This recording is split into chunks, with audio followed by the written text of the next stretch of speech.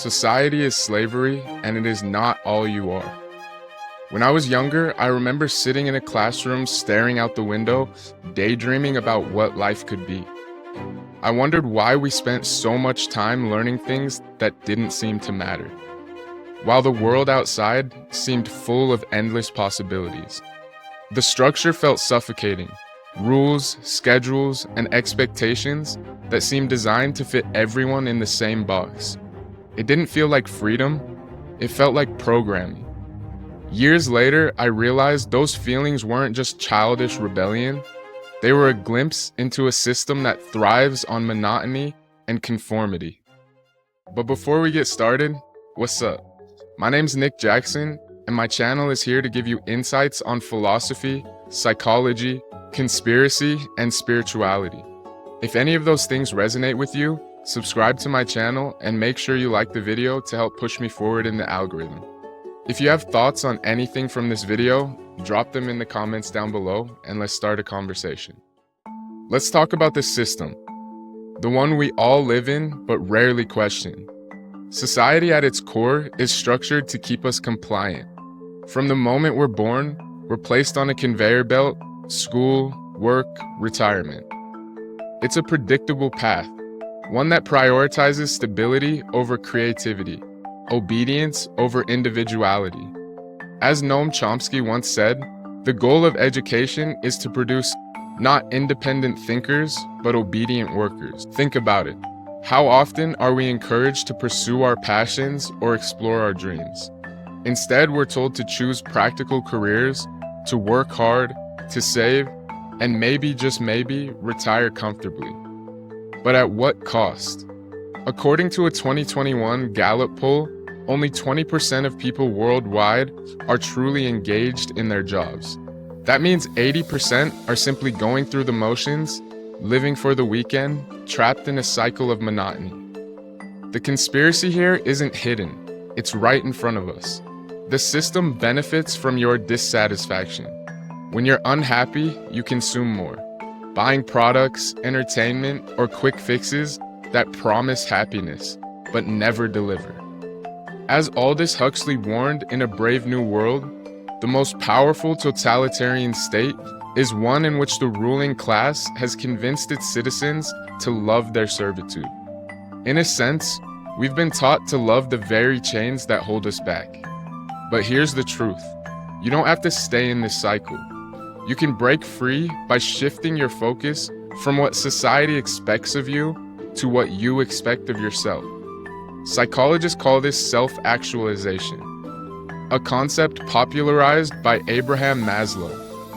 At the top of Maslow's hierarchy of needs is the idea that we reach our full potential not by conforming, but by pursuing our passions and living authentically.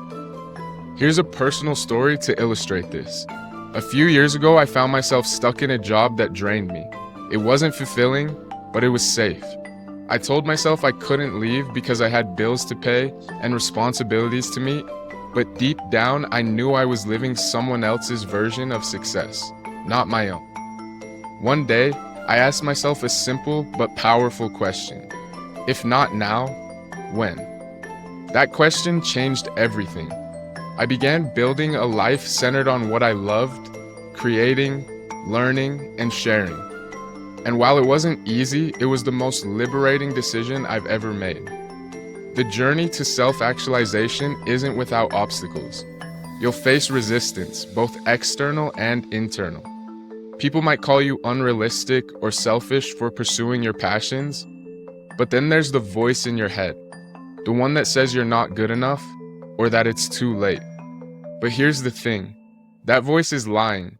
As Henry Ford once said, whether you think you can or you think you can't, you're right. The world is full of stories of people who broke free from the monotony and created something extraordinary. Steve Jobs dropped out of college because it wasn't feeding his curiosity. J.K. Rowling wrote Harry Potter while struggling as a single mother. These aren't just stories of talent, they're stories of courage, of people refusing to let society dictate their path. And here's the kicker. When you pursue what lights you up, the universe often aligns to support you. Psychologists call this flow state, where your focus, energy, and creativity merge effortlessly. Studies have shown that people who experience flow regularly are not only happier, but also more productive and successful. Breaking free from the system requires more than motivation. It demands discipline. Passion is the spark, but discipline is the fuel that keeps the fire burning. As Will Smith once said, self-discipline is the definition of self-love. Every time you choose to work on your dreams, instead of scrolling through social media or watching Netflix, you're choosing yourself.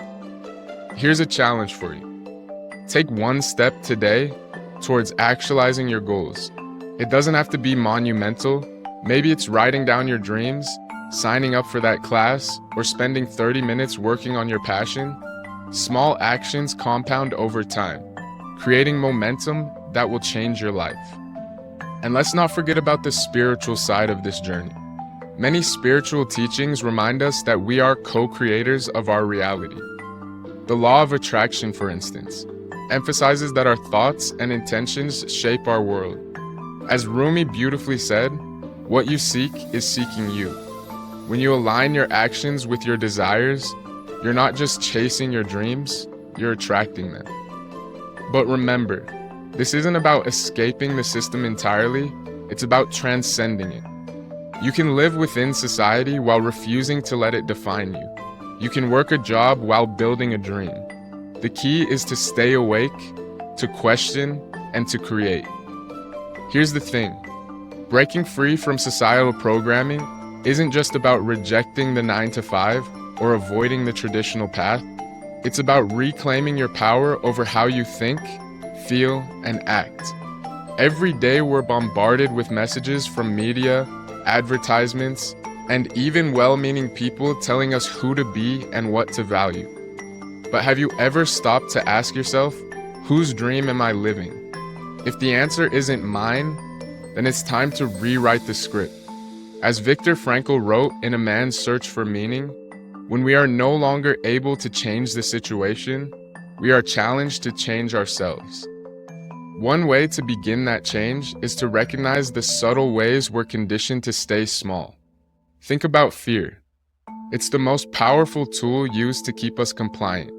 Fear of failure, fear of rejection, fear of judgment. But what if you reframed fear as a compass?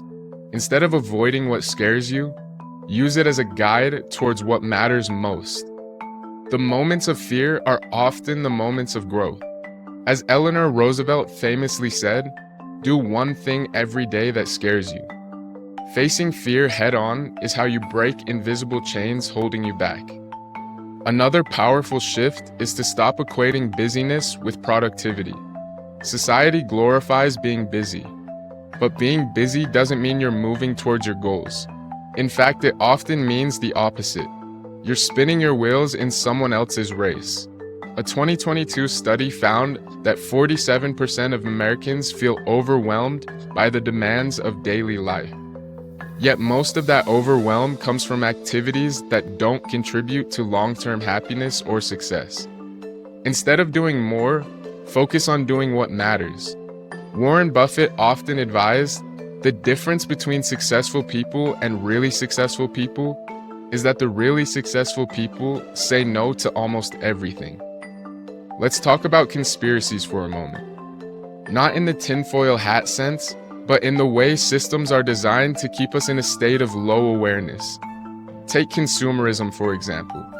The entire economy thrives on you feeling inadequate.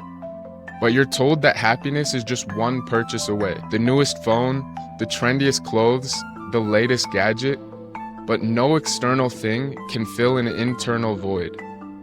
As psychologist Carl Rogers put it, what I am is good enough if I would only be it openly.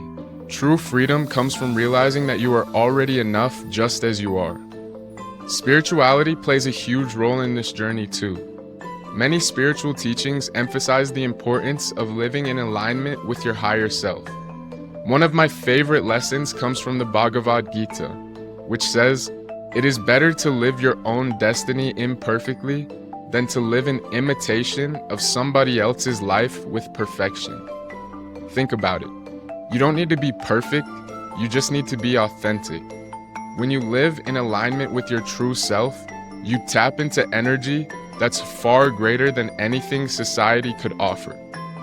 Finally, let's circle back to the idea of passion. Passion isn't just about what you love, it's about what sets your soul on fire. It's what makes you forget time and feel alive. But here's the kicker. Passion alone won't get you there. You need a plan, consistency, and willingness to show up even when it's hard. Take inspiration from Thomas Edison, who said, "Genius is 1% inspiration and 99% perspiration." It's not about waiting for the right moment, it's about creating it. You don't need anyone's permission to start building the life you want. All you need is the courage to begin. As always, thanks for watching.